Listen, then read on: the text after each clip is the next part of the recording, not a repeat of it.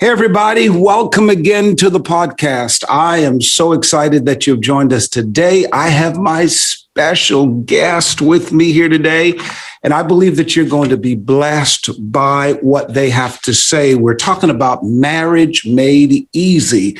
We're going to kind of go through their love story, their ups and their downs, and perhaps what they would like to share with those of you who are dating and for those of you who are married. Now, Pastor and Dr. D.D. Freeman, been married for 37 years. That's a long time, 37 years, 3 children, 8 grandchildren, 4th generation pastors, the Spirit of Faith for 27 years in Baltimore, Brandywine, and Temple Hills, Maryland. So we're glad to have them here today. Pastor and Dr. D.D. Freeman, welcome.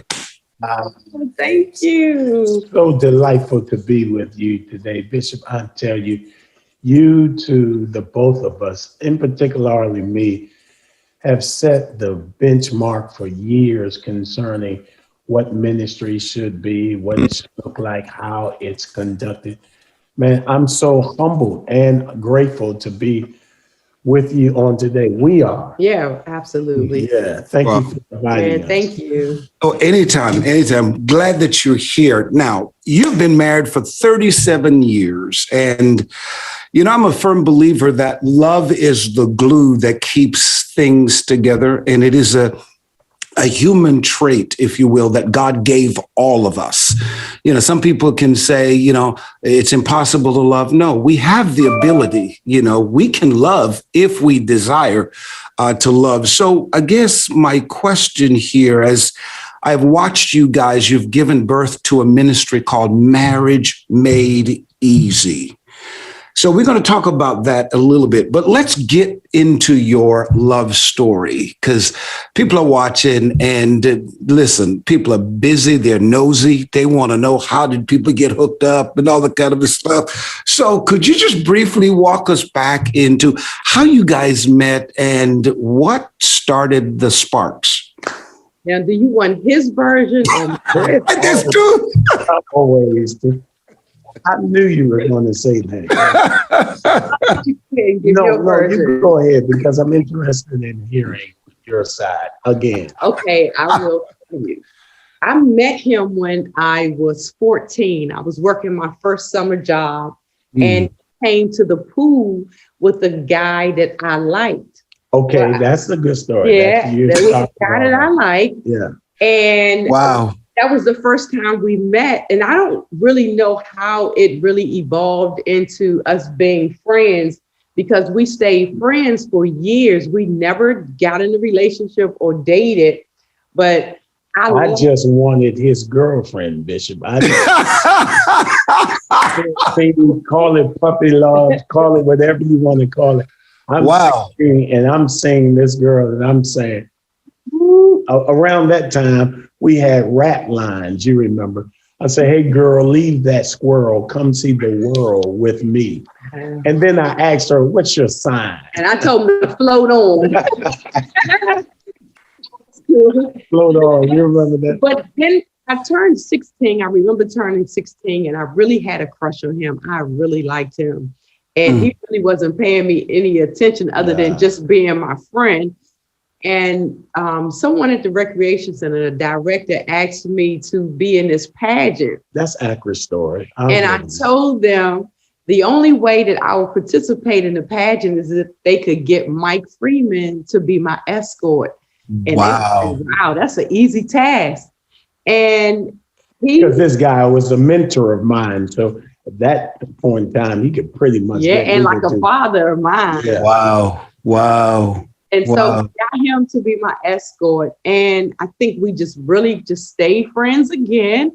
It was funny because it was not funny. Now I look back over it. That was the worst day almost of my life at that time, because I had forgot my whole speech, was in a pageant and didn't have a clue of what I was totally doing. Embarrassed me.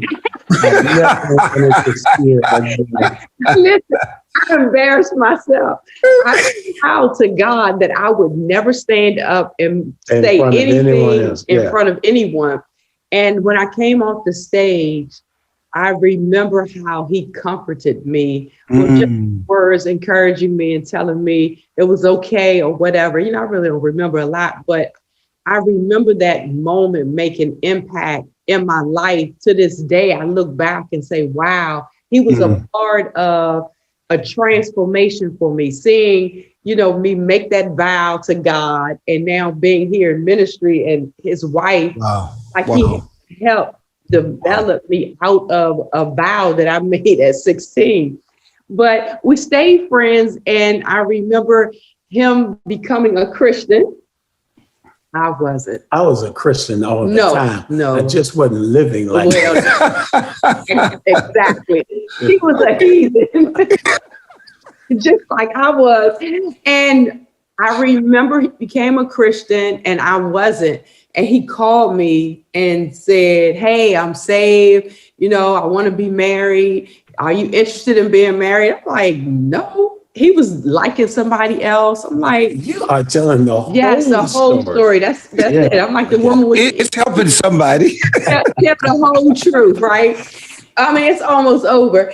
And I remember when it was New Year's night and I went to church, received Jesus for the third time. For the third time.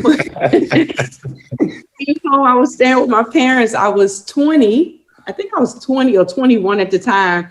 And I came home. You were 20 at the time. And when I came in the living room, he was sitting in there talking to my mother at 1 o'clock in the morning. I'm saying, what are you doing here? But that night is when I realized that this would be my husband. I never thought I would marry him, especially after all of those years. Like, you didn't like me when I was really liking you. Like, go away. Who are you? What do you want? Right. And I realized that I was going to marry him. I called my girlfriend and said, yeah, I'm going to marry him. And she was like, what? I was like, yeah, I'm going to marry him. And 3 months later, he proposed. I didn't tell him. He proposed. Well, he begged me. Borderline threatened. Yeah, like 3 times. Either you marry me now, forget it. And I was like, And then here's the single part of it. And I believe this is where it would help and assist a lot of the singles. I wanted to live right, but I also wanted to have sex. This is true. I mean, and this girl would not give me any. She kept it locked until she got her. Wow.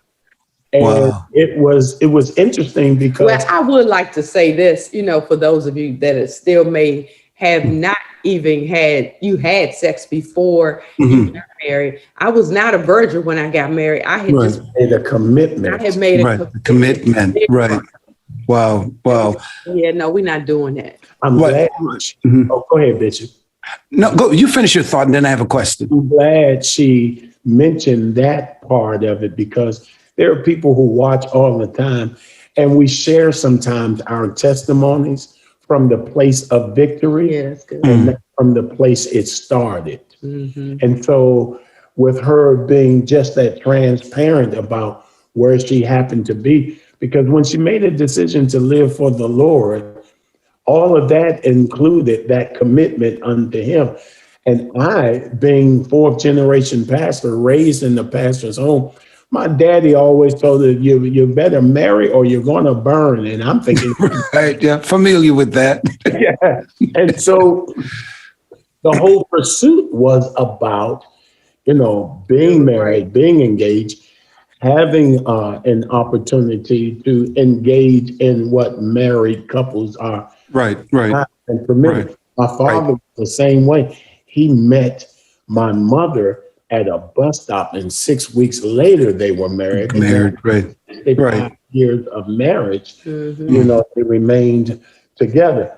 I met 3 months later they were married. Still are married today. Wow. 71 years. So we are the product of a bunch of years of marriage.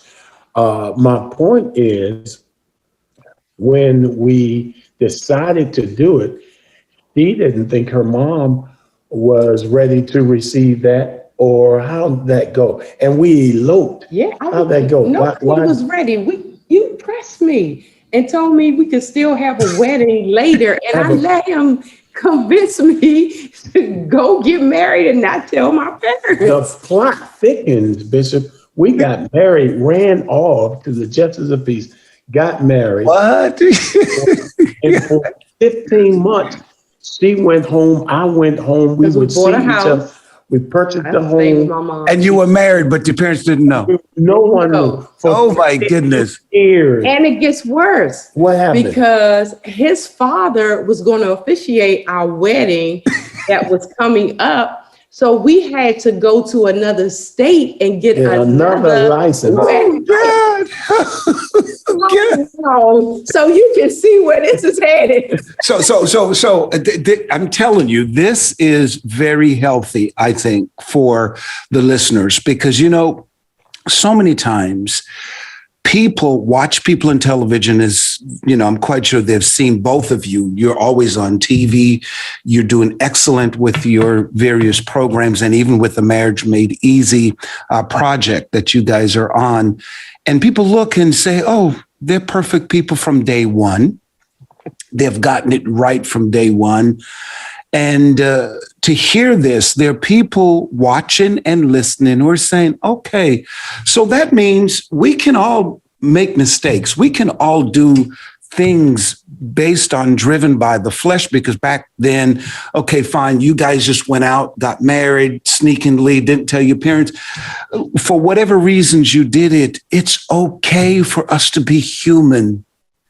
Just as long as it turns out like a pastor and Dr. D.D. Freeman. So I want to go back to, because you said something, Dr. D.D., that I really want to zero in on. You had this event at your school, this presentation, and you flunked it. But you said the way he encouraged you, that did it for you. I want you to talk a little bit to women, and then I'm going to ask Pastor to talk to the men. How important, Dr. D, for women to be so alert to pick up the heart of a man, like your husband, a man who is right there at the right time to heal you when you're broken. Because so many women are hurt, shy, broken. But when a man comes along to help them, he's saying the right things, but sometimes they don't know how to embrace that man. You embraced a man that you weren't even interested in. But the way he opened up his mouth and comforted you, it did something for you. Would you talk a little bit about that? I would. Thank you so much. Great observation. Right. Yeah. I would really just minister to women to not put up walls and judge everybody by what someone else has done to them. A lot of times we're not as vulnerable and open as we should be because of the hurt, disappointment, and rejection, not only from being in relationships, but maybe even from our fathers. And a lot of times when a man comes along and try to offer their assistance or encouragement, we're not so readily open to receive it because we think, you know, it's something behind it. Like, what's your motive? What do you want from me? Yeah, what's the angle? What is it? I mean, even with me, myself, I think about how I was open and ready to receive it at that time. But then because of a course of events that happened between, say, that time and the time that I got married, when I got married, what I received at 16, I wasn't as open to receive when I got married, which was crazy because of different things that had transpired, you know, during whatever course of events. And I remember my sister, my next to the older sister, coming to me and saying, hey, you're going to make it hard for your husband. And I'm like, what? She said, if you don't begin to receive, you know, him and what he has to offer you, stop being so independent. You're not going to make it, you know, in other words. And I remember having to, you know, reevaluate even that, being open to receive what he had to offer me, that I wasn't this island that I thought I was, that I wasn't as independent and as boss chick as I thought. Amazingly independent, and rightfully so. And was that difficult? And was that difficult for you? Because there's a lot of women. I mean, we're touching some real sensitive subjects here. There's a lot of women so independent, and by right, okay, I get that. Gain your independence, whether it's financially or emotionally. But was it hard for you being an independent woman, kind of like, really, I don't need a man to make me? Was it hard for you to just kind of just chill, break down the walls? Yes. It was very difficult. It was very borderline nefarious for me to deal with. And how did you handle that, Pastor? How did you handle that? I didn't very well at all. Her independence met my independence, and which started a very outlandish, livid, nefarious type of environment where I was bent on now having my way, and she was bent on now having her way. And I promise you, Bishop, in full disclosure, full transparency, man, it created Hades, hell in our home. Now, mind you, I'm born again, filled with the Spirit. Filled with something.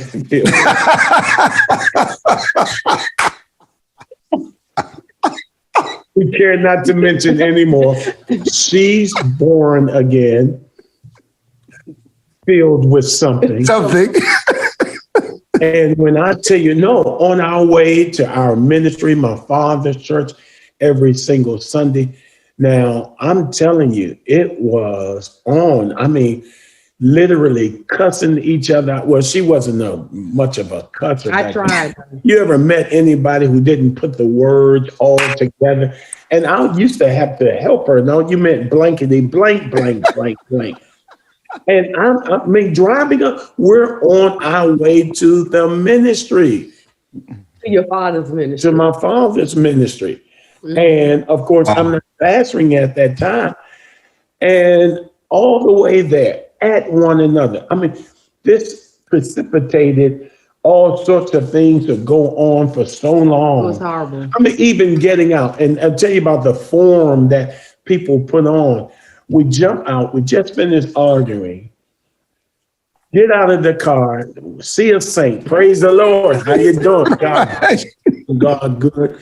It was amazing. It was, but I would like to go back to that independence part. Because yes, please. It's like I was very independent, like he said, and he was very independent. He's baby boy, I'm baby girl. We both were spoiled and used to, having our way. And because of that, we began to try to break one another and to make each other fit into this mold that we had created, for one another. And as a woman, it's typically, I mean, every relationship I've ever seen, the woman is the one who usually crumbles first. Where I began to lose my self-esteem, self-respect, self-image, my value, my worth. It was like I just reduced myself to being nothing because I didn't properly know how to adapt and be flexible and agile coming into a marriage and knowing how to really properly submit to what God has placed in his life. Because I was raised in a secular environment, my father didn't raise me to, honor a man or submit to a man. He had 5 girls. But he was committed to marriage. He was committed to marriage, but I couldn't come in with my ideology of marriage to make it work in this home because he came with another perspective. 2 different worlds. 2 different worlds. Wow. And so it was horrible. So I would really suggest to women that are independent now, that are running their own businesses, that are out here making it happen, to make sure that they are in alignment with the word of God, submitting to Holy Spirit now, acknowledging him in all of their ways. So when they get married, it won't be as difficult.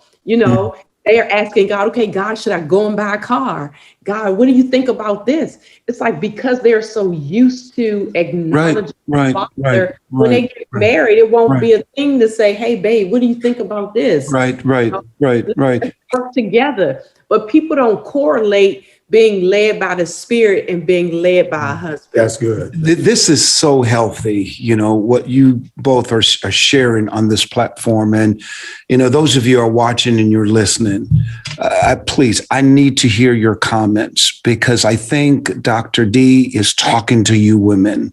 And of course, Pastor is sharing with the men. We're going to hear his side, in depth a little bit more. But I really need the listeners and those of you who are watching on Spotify, Apple, perhaps on the internet, focus in on what you're hearing, especially for women, because this is so important. What Dr. D is saying, women, it's okay to thrust your trust in God. Come on. First. Come on. Release yourself in God. What she's saying, when she finally said, okay, even though my background is saying, hey, girl, stand up for yourself, don't let no man tell you what to do. She went to God and submitted herself to God. Then it was easier now to submit to the headship of God. That's the man that he placed in the home. And it doesn't mean, Dr. D, that women should lose their identity, right? It just means you're submitting to the order of God because so many women are hurting their destiny. Women who are wonderful, great, and have gotten good men, but they screw it up because of that attitude, that unwillingness to submit because they think when they submit, they lose their identity. Ooh, that's good. No, that's good. Definition. They should have stayed single. You have because notice the scripture says, he who finds a wife finds a good thing. It didn't say he that finds a woman. And the power to define is the power to fulfill. And whatever you can't properly define, you will never be able to carry out. Right. What are we talking about when we're talking about a wife? So as this woman is transitioning, even in her singleness, he's looking for wife material. So she has to have relationship with Holy Spirit and to literally submit herself in that respect. And that's what she discovered.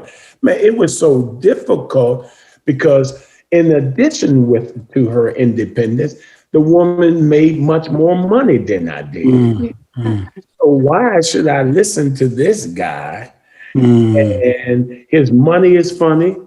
His credit is jacked up. Was jacked up. You know what I'm saying? I think she married potential in the project. I did. But I've been a man of faith all my life. Thank God. So you could not tell me I didn't have it all together. I was in faith.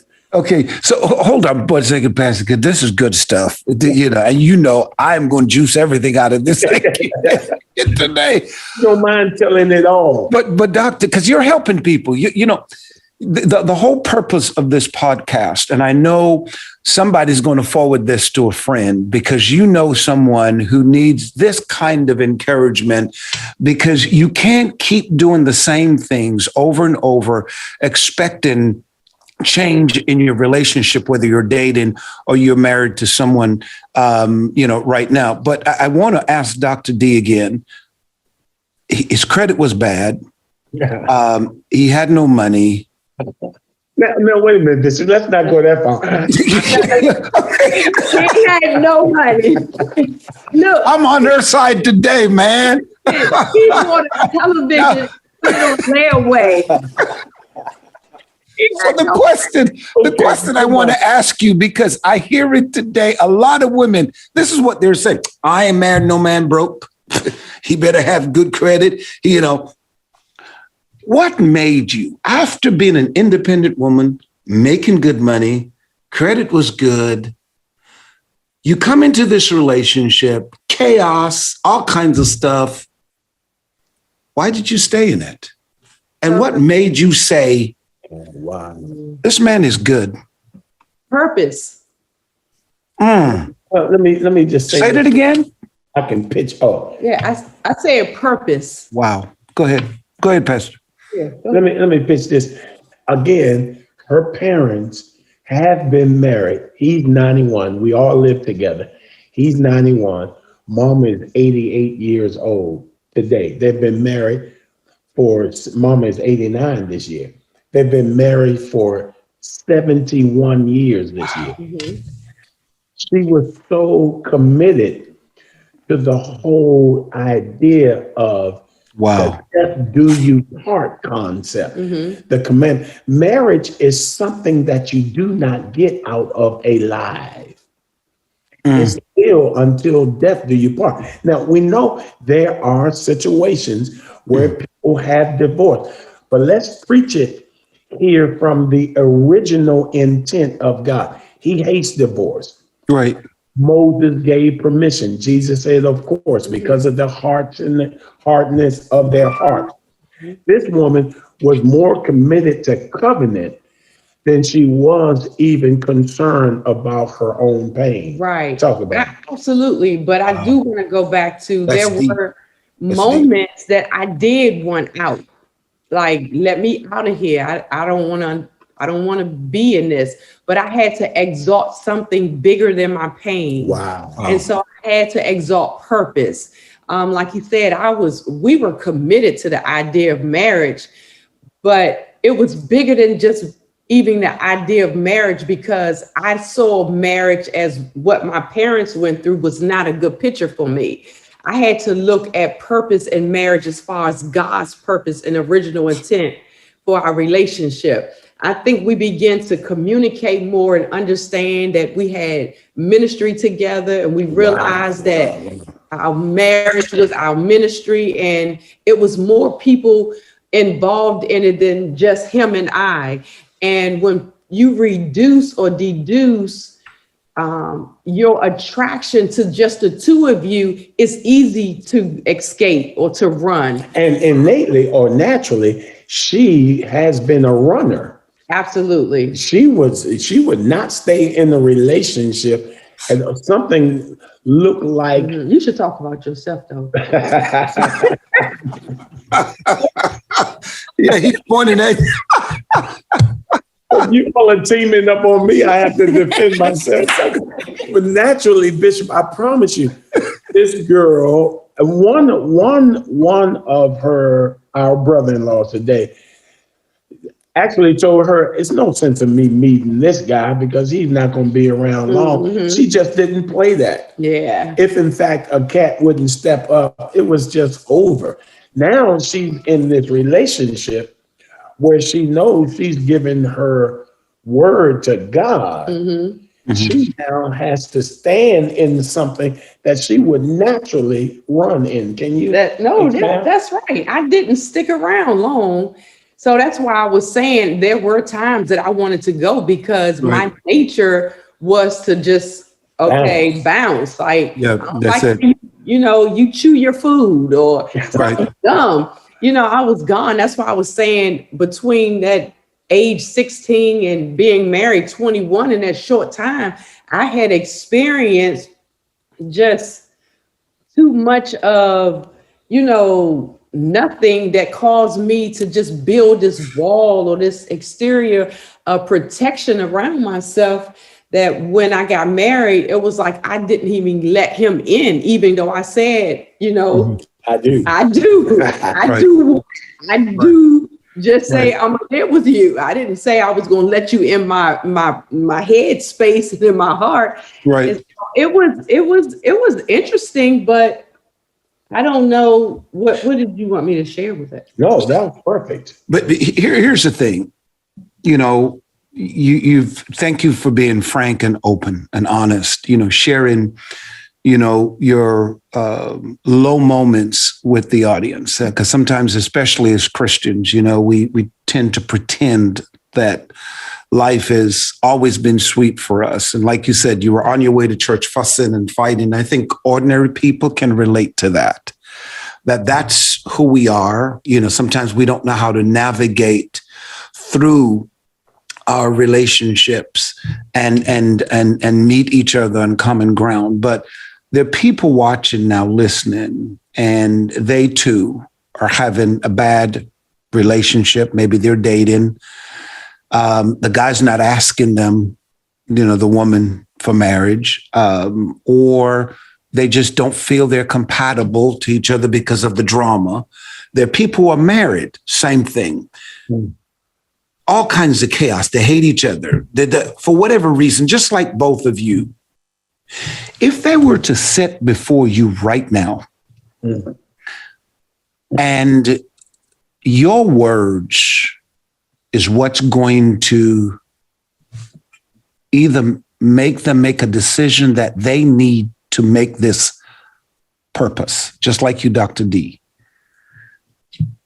Your words today in counseling them is either going to get them to the place of understanding their purpose, that maybe they're meant together. So to be together, they're meant to be together. So what would you say to them, to those people who, listen, no matter what you're going through, you're really meant to be together? Because my husband and I, we've had that experience. Then what would you say to the second group of people who perhaps, no matter what, they might have gotten married to the wrong person?